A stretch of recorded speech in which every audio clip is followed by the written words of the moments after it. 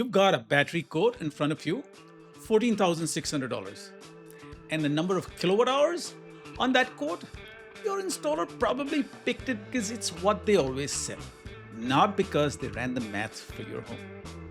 Hey folks, it's John from My Solar Home, and I've installed over 300 batteries in New Jersey and Pennsylvania.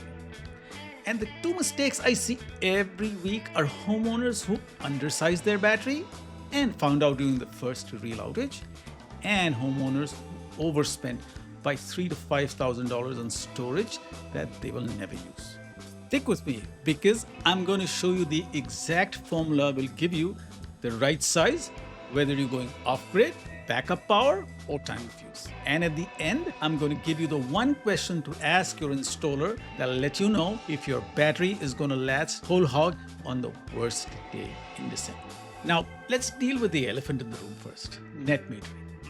Now, for decades, solar without batteries made perfect sense. You put extra power onto the grid, your utility credited you at full retail rates, 15 to 30 cents per kilowatt hour. And you bought it back later at the same rate. Straightforward, that deal is dying.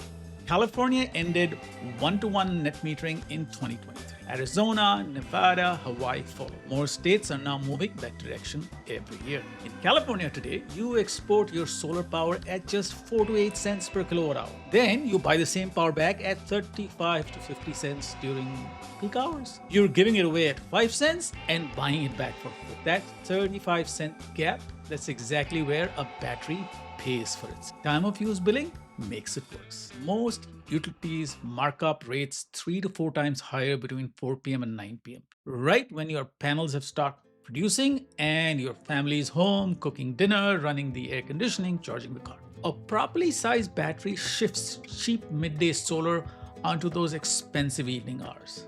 In high-rate states, that's $150 to $300 a month in real savings. Now here's what I want to be upfront about.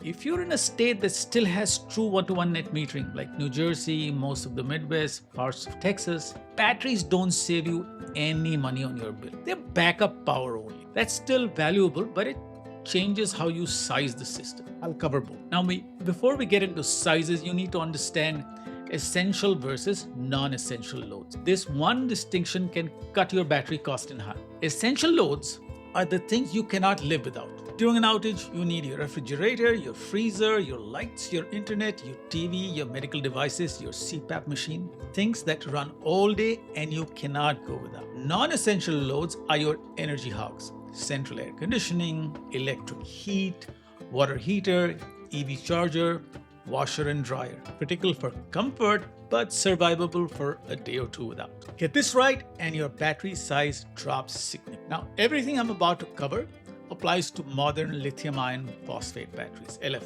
The 4 systems I'm putting on homes right now are the Tesla Powerwall 3 at 13.5 kilowatt hours, the Franklin A Power 2 at 15 kilowatt hours, the Enphase IQ 10C battery at 10 kilowatt hours, and the SolarEdge Nexus, a new modular system that's just been launched and that starts at 4.65 kilowatt hours per module but stacks up from there. Now all 4 are LFP, all 4 are products I'll put on my own home. Alright, scenario 1, backup power for homes in true one-to-one net metering state. If your utility still credits you full retail for every kilowatt hour you export, a battery is not an economic investment. It's insurance against outages, and that's fine.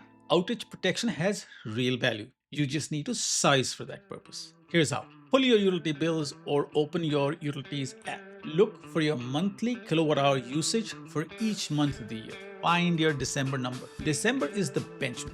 Shortest days, least solar production, heaviest heating load. If your battery can cover December, it covers anything. Divide December's kilowatt hours by 30 and you have your average daily value. Now, Mike in Toms River, New Jersey, his December average was 18 kilowatt hours. To run his entire house, everything including non-essentials, he'd need an 18 kilowatt hour battery. But Mike wanted essentials only, not full home backup. So we sized to roughly 60% of his December number.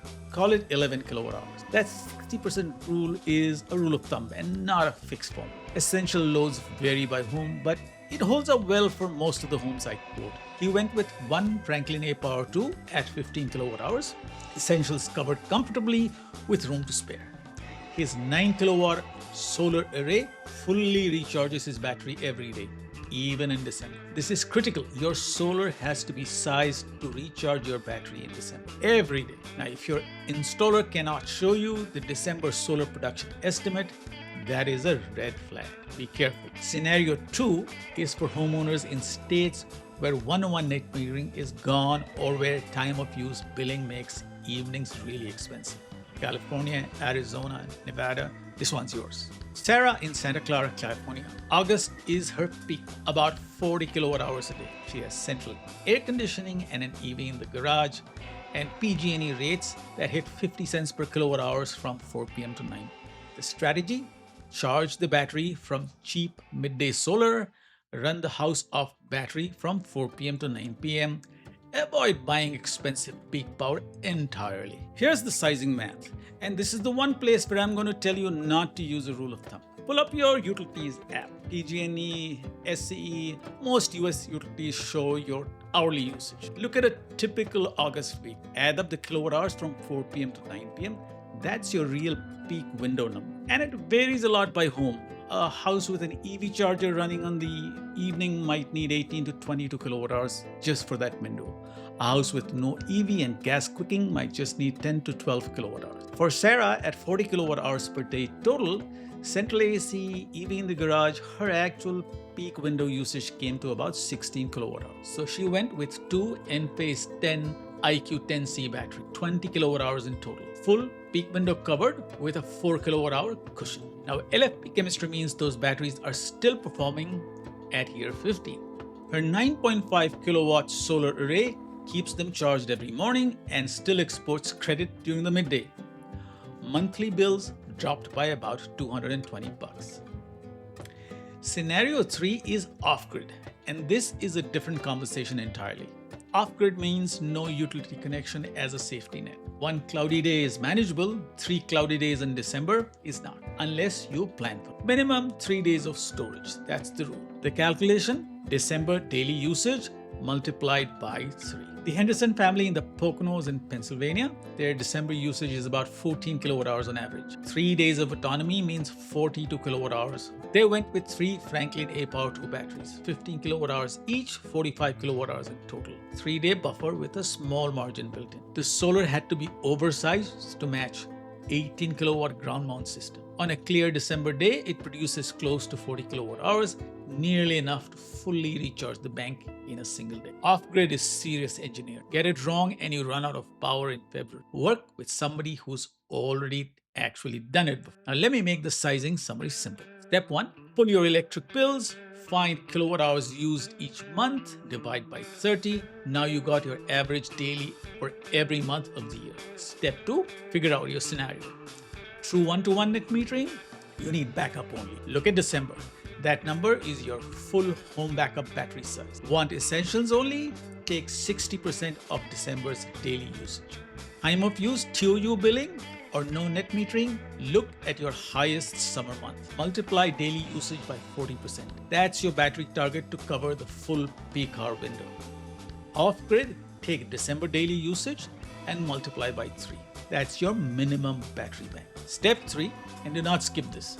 Make sure your solar can recharge your battery in December. Ask for the December production estimate before you sign anything. If you're in New Jersey or Pennsylvania, you can always reach out to me directly.